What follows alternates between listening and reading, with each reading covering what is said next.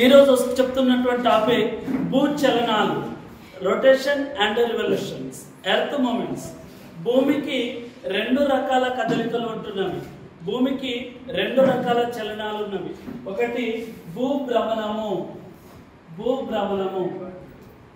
Earth rotation, భూభ్రమణము.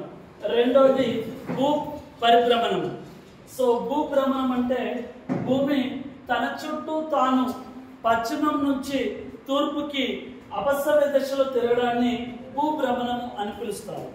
భూభ్రమణానికి పట్టు సమయము 23 గంటల 56 నిమిషాల 4.09 సెకండ్లు. 23 గంటల 56 నిమిషాల 4.09 సెకండ్లు భూభ్రమణానికి పట్టు సమయం. మరి భూభ్రమణం యొక్క స్పీడ్ ఎంత అంటే గంటకి 1610 కిలోమీటర్ల స్పీడ్ చొప్పున తిరుగుతుంది భూమి గంటకి 1610 కిలోమీటర్ల స్పీడ్ చొప్పున తిరుగుతున్నప్పుడు అందులో విడుదలవుతున్నటువంటి శక్తినే ఏమంటారంటే కొరియాలిస్ ఎఫెక్ట్, కొరియాలిస్ ప్రభావం అంటారు.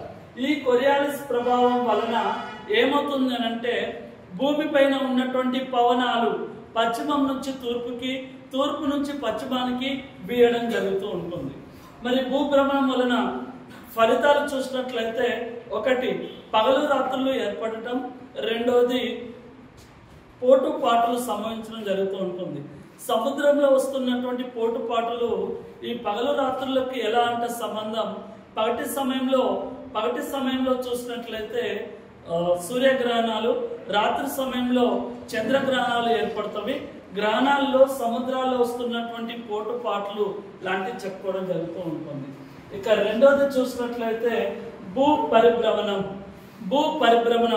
భూమి తన చుట్టూ తాను తిరుగుచు సూర్యుని చుట్టూ తిరిగి రావడాన్ని భూ పరిభ్రమణం అని పిలుస్తారు. మరి భూ పరిభ్రమణానికి పట్టు సమయము 365 1/4 రోజులు లేదా 365 రోజుల 6 గంటల సమయం.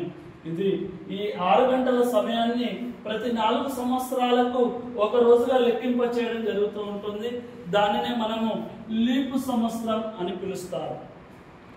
మరి భూభ్రమణం యొక్క మొత్తం స్పీడ్ ఎంత అంటే గంటకి 1,08,000 కిలోమీటర్ల స్పీడ్ చొప్పున వెళ్తుంది.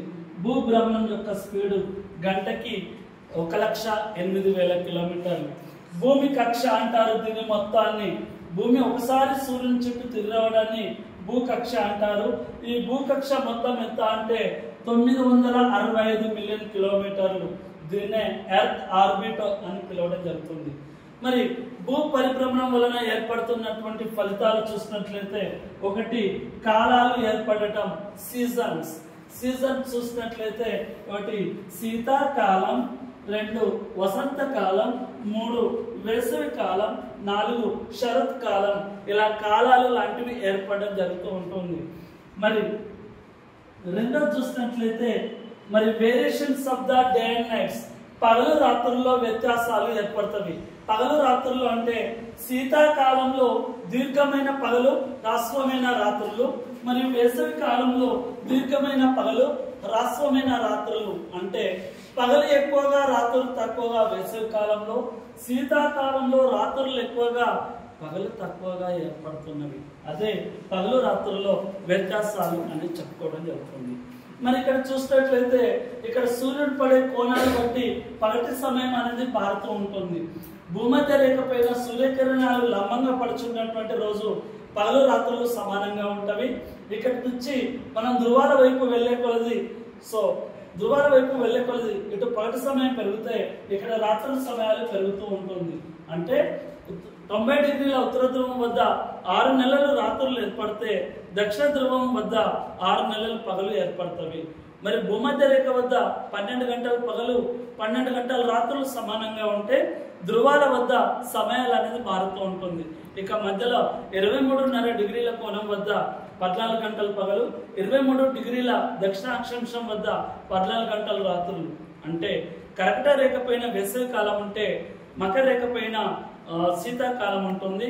అలాగే 77 డిగ్రీల కోణం వద్ద 3 నెలలు పగలు ఉంటే 77 డిగ్రీల దక్షిణ ధ్రువం వద్ద 3 నెలలు రాత్రుల్లో ఉంటాయి.